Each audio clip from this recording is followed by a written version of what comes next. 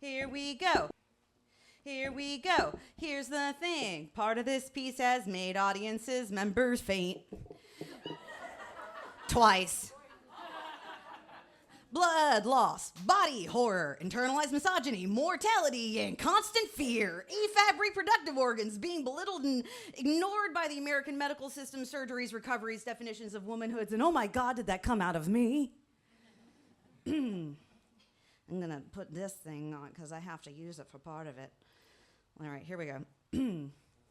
Preface, my history of blood. My period has always been a white-knuckled hell ride every month since my almost teens. I was on birth control from about 16 to my 30s to try to control the pain and bleeding, which I was told by every OBGYN I've had, it's just the way that some women have it. I've asked docs about getting my tubes tied, hysterectomy, and I knew from childhood that I never wanted to bear children.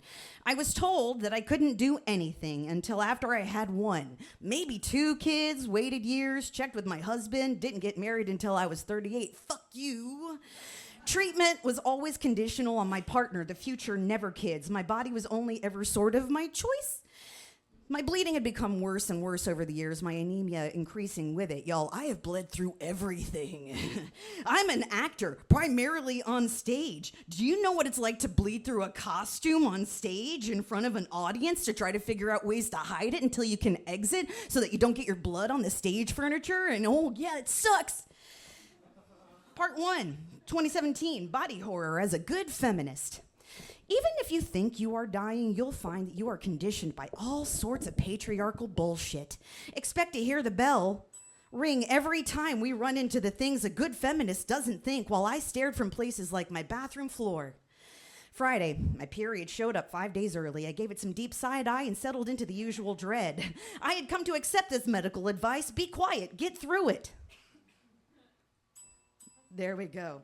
Over the next 24 hours, I was passing a hell of a lot more clots than normal.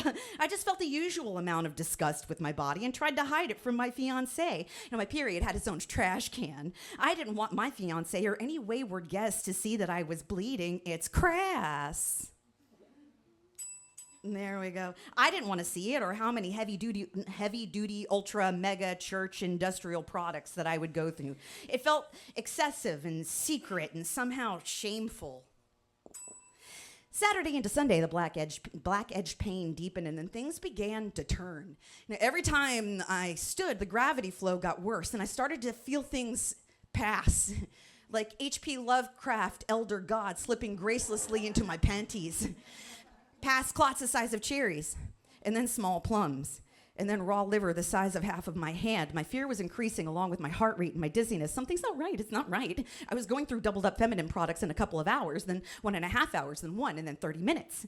3 a.m. Sunday, I guiltily wake my fiance and tell him that I needed to go to the ER. I knew that something was wrong, but I was afraid of making a fuss over something that may be able to just wait. As a freelancer, I didn't want to wake the primary breadwinner of our house or annoy him. I had to admit to myself as I stood in the hallway of the quiet house and listened to him breathe that I was more worried about his time than my pain. I was worried about his sleep, about bothering him. I actually had the conversation with myself about whether or not I should just drive myself to the hospital. Yeah, don't do that. That's fucking stupid.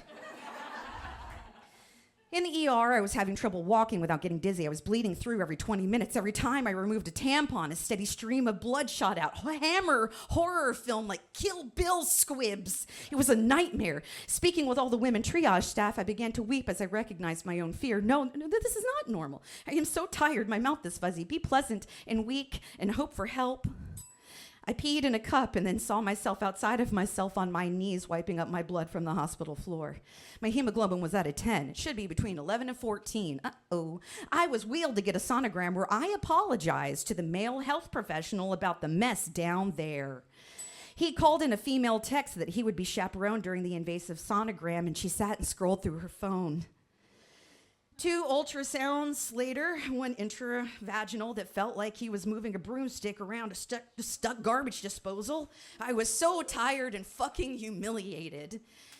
After, I got to have the first pelvic exam administered in front of my then future husband, where I kept hearing myself apologize and crack jokes to make everyone around me more comfortable. Ding.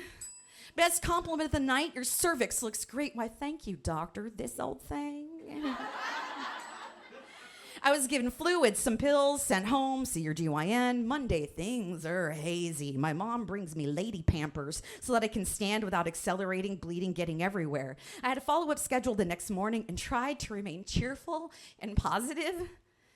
The edges of the thought became mincy, shivering. David Lynch had the controls. 3 a.m. that morning, I again had to wake my fiance. Now, standing for any length of time set my body into cold sweats and hot shocks. While trying to pee, I had lost consciousness on the toilet, sliding off of the edge of the seat in my own blood until my head connected with the bathroom floor.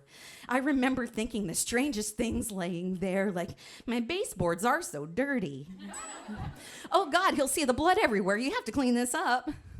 Am I going to bleed to death right now? Is this what the end looks like for me? Please, no, I have to go to work. My body, laying there, was cold and it was quiet, and I just wanted that quiet. I eventually gained enough of my body control back to clean up and then immediately faint on the floor at the end of the bed. I thought about